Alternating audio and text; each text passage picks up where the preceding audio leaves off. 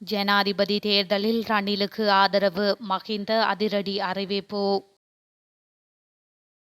ஜனாதிபதி சுமந்திரன் விசேட சந்திப்பு வழங்கப்பட்ட உறுதிமொழிகள்.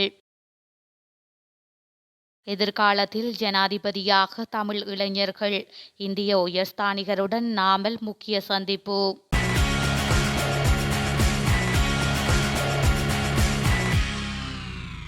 எதிர்வரும் ஜனாதிபதி தேர்தலில் ரணில் விக்ரமசிங்கவிற்கு ஆதரவளிக்க தமது கட்சி தீர்மானிக்கும் பட்சத்தில் அதற்கு நான் ஆதரவு வழங்குவேன் என ஸ்ரீலங்கா பொதுஜன பெரமுனவின் தலைவரும் முன்னாள் ஜனாதிபதியுமான மஹிந்த ராஜபக்ஷ தெரிவித்துள்ளார். ஊடகவியலாளர் ஒருவர் எழுப்பிய கேள்விக்கு பதிலளித்த போதே அவர் இதனை குறிப்பிட்டுள்ளார். அதற்கு கட்சியே தீர்மானிக்க வேண்டும், நான் இல்லை, தீர்மானத்தை மாற்ற வேண்டும் என கட்சி கோரினால் அதனையும் செய்வேன் என மஹிந்த ராஜபக்ஷ தெரிவித்துள்ளார். ஜனாதிபதி ரணில் விக்ரமசிங்கவிற்கு இன்னும் ஆதரவு இருக்கின்றதா என எழுப்பப்பட்ட கேள்விக்கு பதிலளித்த போதே அவர் மேற்கண்டவாறு குறிப்பிட்டுள்ளார். இதேவேளை ஜனாதிபதி தேர்தலில் ஜனாதிபதி ரணில் விக்ரமசிங்கவிற்கு ஆதரவளிக்க பிரதமர் தினேஷ் குணவர்த்தன தலைமையிலான மக்கள் ஐக்கிய முன்னணி தீர்மானித்துள்ளதாக தகவல்கள் வெளியாகியுள்ளன. பிரதமர் தினேஷ் குணவர்த்தன தலைமையில் நேற்று மகரகமவில் உள்ள கட்சியின் தலைமையகத்தில் கூடிய போது இந்த தீர்மானம் எட்டப்பட்டுள்ளதாக தெரிவிக்கப்படுகின்றது. இலங்கை தமிழரசு கட்சியின் நாடாளுமன்ற உறுப்பினர் எம். ஏ. சுமந்திரனிற்கும் ஜனாதிபதி ரணில் விக்ரமசிங்கவிற்கும் இடையில் சந்திப்பு ஒன்று இடம்பெற்றுள்ளது. குறித்த சந்திப்பானது நேற்று நடைபெற்றதாக தெரிவிக்கப்படுகின்றது. அதிகார பகிர்வு தொடர்பான தொடர்ச்சியான கலந்துரையாடல்களின் ஒரு கட்டமாக இந்த சந்திப்பு அமைந்திருந்ததாக சுமந்திரன் ஊடகம் ஒன்றிற்கு தெரிவித்துள்ளார். இதேவேளை மாகாண சபை தேர்தல் தொடர்பாக சுமந்திரனால் சமர்ப்பிக்கப்பட்ட தனிநபர் பிரேரணையை இம்மாதம் இறுதி வாரத்தில் நாடாளுமன்றில் நிறைவேற்ற ஒத்துழைப்பதாக இதன்போது ஜனாதிபதி உறுதியளித்துள்ளார். மாகாண சபை தேர்தலை பழைய முறையில் நடத்தும் வகையில் சுமந்திரனால் குறித்த பிரேரணை சமர்ப்பிக்கப்பட்டுள்ளதாக குறிப்பிடப்பட்டுள்ளது. மேலும் இன்று நடைபெறவுள்ள கட்சி தலைவர்கள் கூட்டத்தில் இந்த பிரேரணையை நாடாளுமன்ற ஒழுங்கு பத்திரத்தில் சேர்க்க ஜனாதிபதி அறிவுறுத்துவார் எனவும் சுமந்திரன் உறுதியாக குறிப்பிட்டுள்ளார். இதேவேளை ஜனாதிபதி மற்றும் பொது தேர்தல்கள் நிறைவடைந்தவுடனேயே மாகாண சபைகளுக்கான தேர்தலை நடத்தவும் ஜனாதிபதி உறுதியளித்துள்ளதாக சுமந்திரன் தெரிவித்தமை குறிப்பிடத்தக்கது. ஜனாதிபதி தேர்தலுக்கான திகதி அறிவிக்கப்பட்ட நிலையில் தமிழ் தரப்புகளின் இவ்வாறான சந்திப்புகள் மக்கள் மத்தியில் பல்வேறு கேள்விகளை எழுப்பியுள்ளது. இந்திய உயர்ஸ்தானிகர் சந்தோஷ் ஜா மற்றும் பொதுஜன பெரமுனவின் தேசிய அமைப்பாளர் நாமல் ராஜபக்ஷவுக்கும் இடையில் முக்கிய சந்திப்பொன்று இடம்பெற்றுள்ளது. குறித்த சந்திப்பின் போது இலங்கையின் சமீபத்திய அரசியல் முன்னேற்றங்கள் குறித்து கருத்துக்களை பரிமாற்றங்கள் இடம்பெற்றுள்ளது.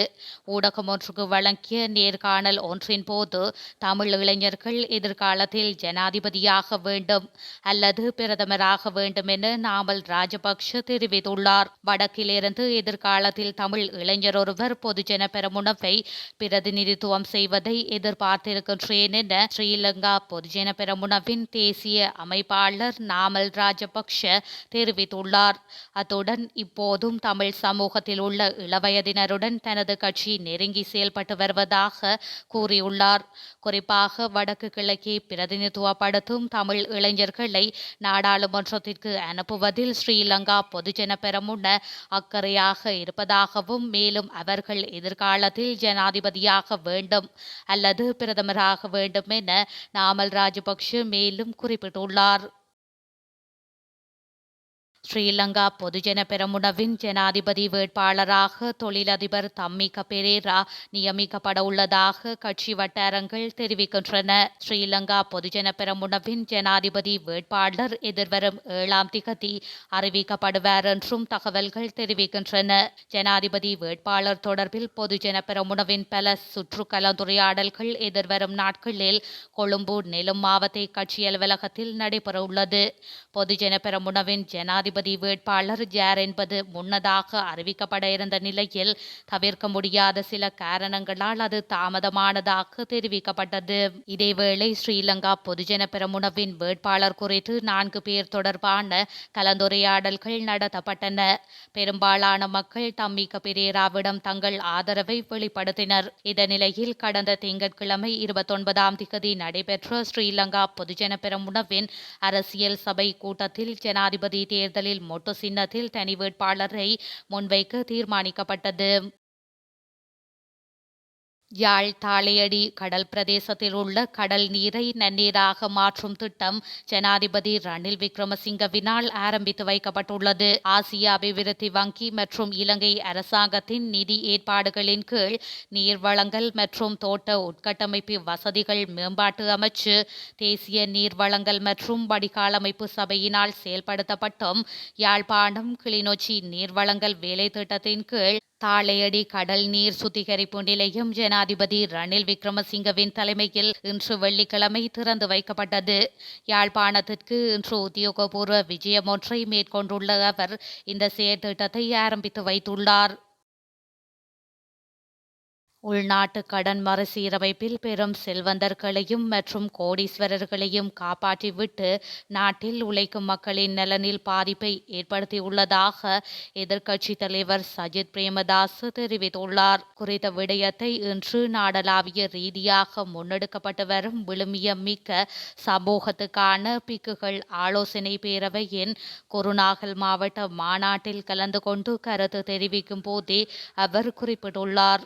இது தொடர்பாக அவர் மேலும் தெரிவிக்கையில், அண்மைய தினத்தில் சர்வதேச நாணய நிதிய பிரதிநிதிகளை சந்தித்து நாட்டில் மாற்றங்கள் நடந்து உடன்பாட்டில் திருத்தங்களை செய்து அதன் மூலம் நாடு கட்டியெழுப்பப்பட வேண்டும் என தெரிவித்தோம்.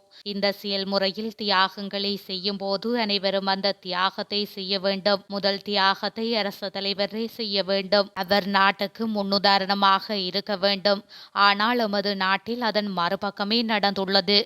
அத்தோடு உள்நாட்டு கடன் மறுசீரமைப்பில் பெரும் செல்வந்தர்களையும் மற்றும் கோடீஸ்வரர்களையும் காப்பாற்றிவிட்டு இந்த நாட்டில் உழைக்கும் மக்களின் நலனில் பாதிப்பை ஏற்படுத்தியுள்ளார். இவ்வாறான சூழ்நிலையில் பெரும் செல்வந்தர்கள், பணக்காரர்கள் என சகலரும் இந்த தியாகத்தை செய்ய வேண்டும் என்பதை சர்வதேச நாணய நிதியத்தின் பிரதிநிதிகளிடம் தெரிவித்துள்ளோம் என அவர் தெரிவித்துள்ளார்.